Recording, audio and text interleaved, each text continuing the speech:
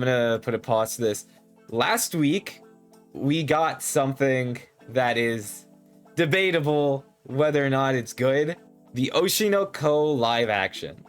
So, I have quite a bit to say about it as someone who was defending it, because in all honesty, I think that the story of Oshi no Ko could definitely translate well into a live action. Everything here are my thoughts, and I'm gonna go over them because I spend way too much fucking time typing all this just for me to not make a video out of it. Nah. So, first episode was actually like very solid. Like this whole thing really set like the tone for me. Already an L for not having Rei Takahashi play Ai. Well, how old is Rei Takahashi? She's 30. I mean, she could still pull it off. I think she could. You know, Oshi no Ko talked about it, but a lot of live actions are usually just there to push idols and stuff like that. That's why Ano plays Mem-cho in the live action. Very, like, every actor here was good, you know. And I would say that overall, this first episode was very solid. They had like this scene that they were doing where they had like the interviews, which I'm pretty sure was in the manga. I can actually check. I have the first volume right here. Could have sworn there was like more interviews. I guess those were just towards the end. I thought that this was like a nice like addition to the live action. So I'm glad that it's there, because like it still makes like the live action fresh. And I would say, yeah, this entire first episode was very solid. There is this scene right here. She has more of a relationship with her kids. So I think that was a nice addition as well. And then everything is pretty one-to-one. I think that the child actors for this show were very talented. Honestly, the first episode was probably my favorite of the first batch of episodes released.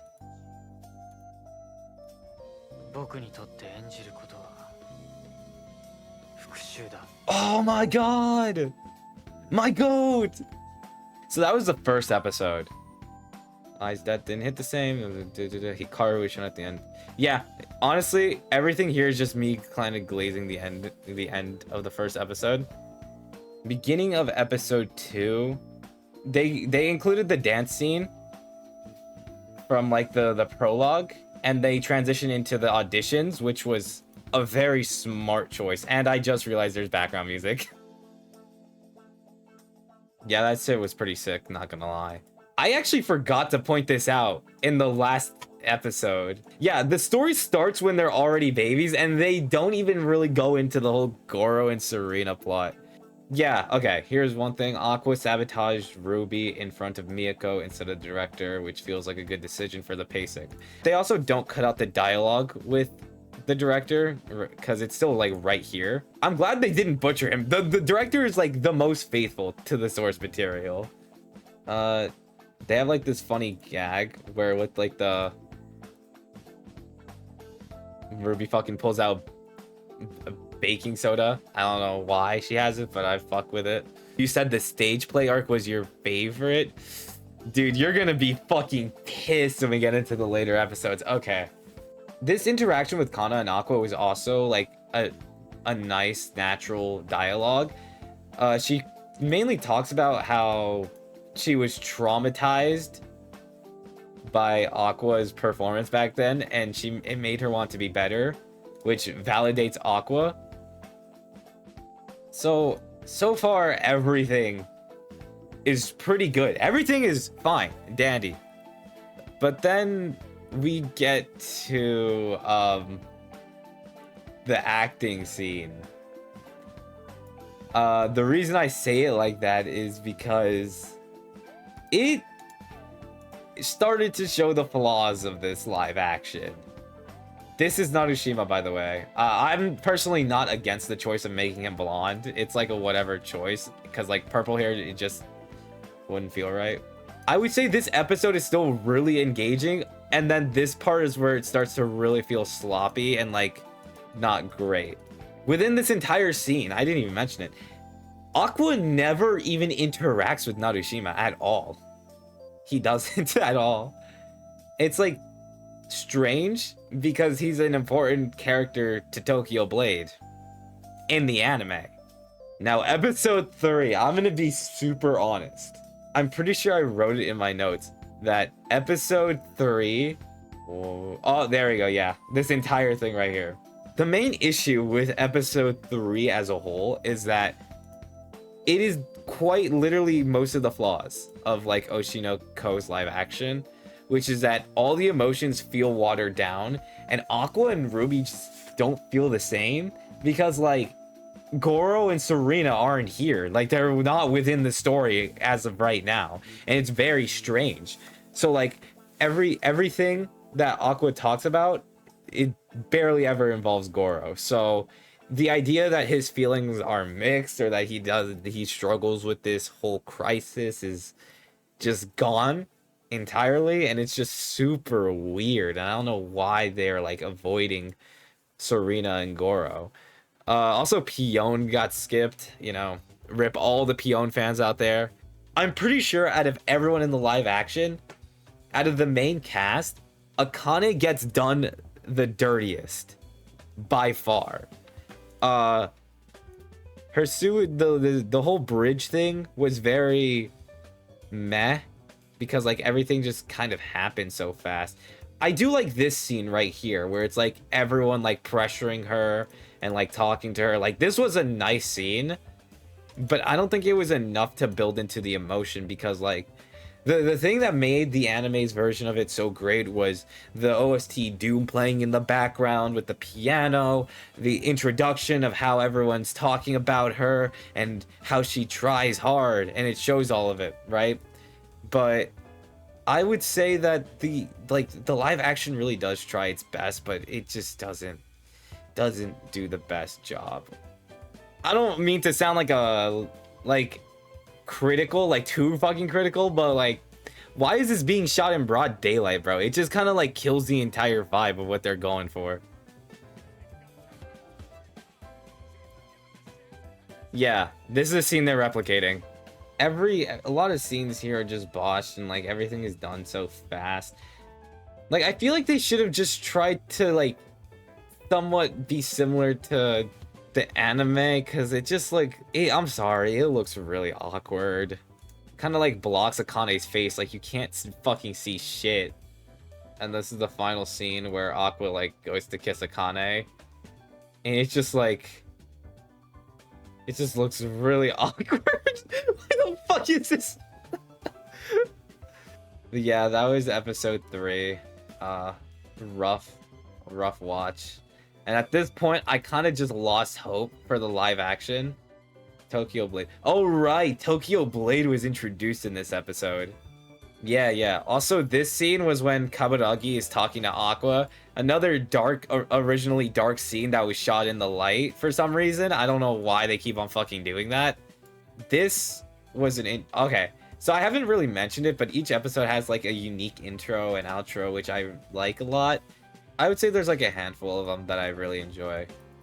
Everything here is pretty standard. I didn't really have any complaints with the episode. I love the outfits that they have for like the live action. They were pretty cool. And then this fucking guy shows up and I'm like, whoa! We're already on Tokyo Blade, huh? Another thing is that Kana, since Pion is like entirely skipped, they changed it so that Aqua is like more direct with Kana in this scene. It's like one of those changes where it's like it's difficult. It's like a tough pill to swallow, but I can understand why they did it, you know. And so I can appreciate that dialogue still being there. Almost, we're like halfway through the episode. Okay, I'm gonna try to speedrun this as much as I can based off the notes. They made a reference to the Oshi no Ko manga in the beginning of episode 5. With like Aqua and Akane going out, and they were talking about like the twins of Amaterasu and why it's so difficult with CGI twins. I can't be mad. That's kind of a genius move.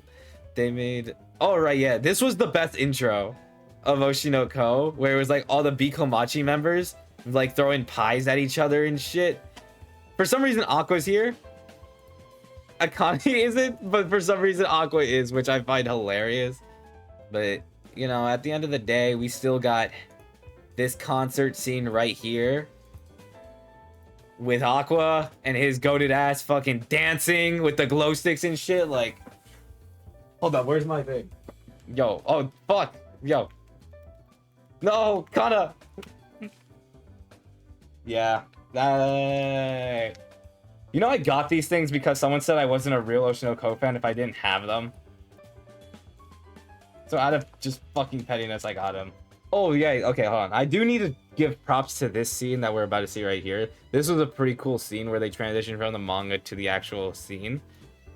Also, if you didn't catch that with the subtitles, Tokyo Blade is no longer a play, it is a drama. Yeah. It's a very short arc. Like, this shit was, I'm not gonna lie, Tokyo Blade is a disaster. And I feel like it contributes to a lot of the faults of Oshinoko. Mainly because they wanted to get ahead. I'm assuming they wanted to get ahead of the anime by making room for season 3, which is why they did all this. I think in the long run it was a smart business decision, but like, damn, most of these episodes kind of fucking suck. What did I say for episode 5? Going into the final episode, I'm worried because there's much left missing story-wise. So up until this point, I always wrote like the episode covers, right? Like what episodes and like what source material the live action covers.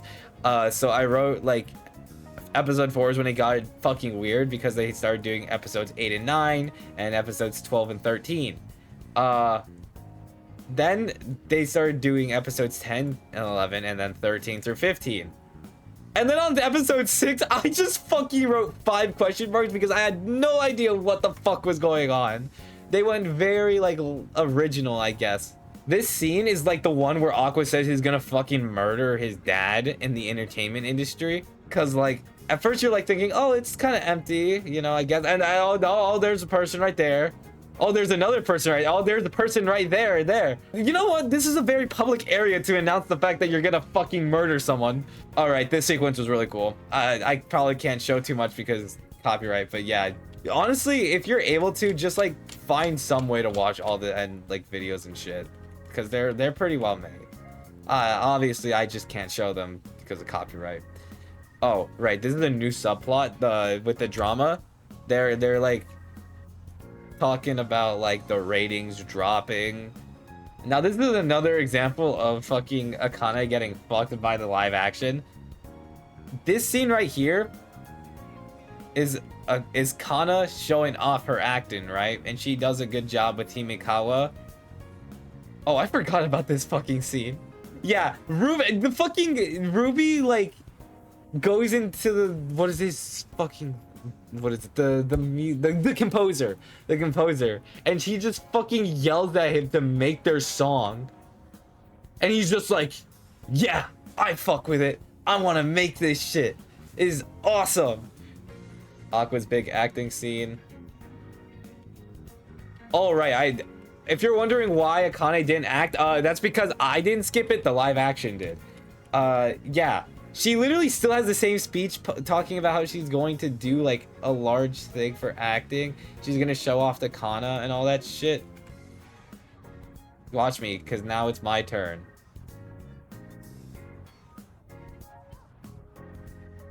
And then they cut, yeah. That was dead ass it. They just cut everything. No, nothing from Akane. I was ready to be pissed at this fucking live action for fumbling the bag. You know, like everything was rushed, and then I realized that, oh, there's 2 more episode. I wonder how this is gonna go. I'm glad that I managed to see these right before streamed happened. Yeah, for episode 7, they didn't cut Goro and Serena, thank God. I don't think there's a single thing I wrote that was negative. I will not watch this shit. Okay, well, Andrew, low key, bro, they did cook on the final 2 episodes. I'm telling you, they did. But yeah, Serena, like, they changed it, so they got rid of the marriage thing. I don't know if that means they might get rid of the fucking incest within Oshinoko. Maybe, just maybe they will. But I do like this change in the writing. I'm not gonna lie. I think this is probably better executed than the anime did it.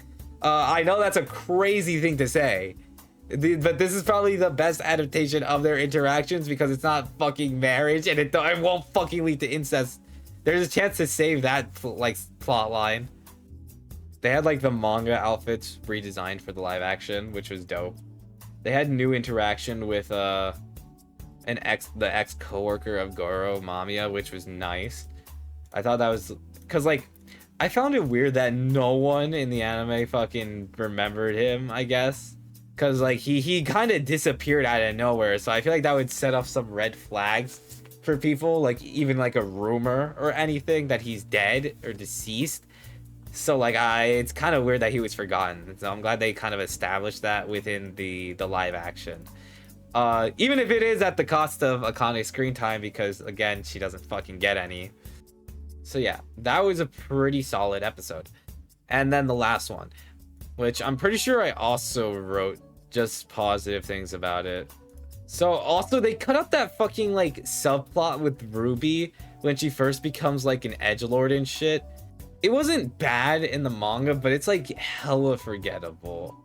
So like also I forgot to mention this, everything in episode 8 is just like season 3 shit. So if you are like, you know, you don't want to wait for season 3, everything here was well shot, everything was well done, story wise, all that stuff. If you just want something to like feed that craving of Oshi no Ko like I am, watch this. You know, it's actually really good and well adapted. The ending, like the final 2 episodes essentially lived up to what I wanted Oshi no Ko to be, which makes me excited. My only complaint is that like they sacrificed Tokyo Blade, which is like the best arc in the anime, for these final 2 episodes, which from a business perspective and like rating perspective, it's probably the smartest move to do. But I don't know, it's a little disappointing. I'm just glad that, you know, at least some parts of it were done justice. But yeah, overall, Oshi no Ko live action has moments that are worth watching if you're a big Oshi no Ko fan. They have a live action. Yeah, you're a little late to it. I just spent like the last 53 fucking minutes. I guess I just like really like Oshi no Ko, you know.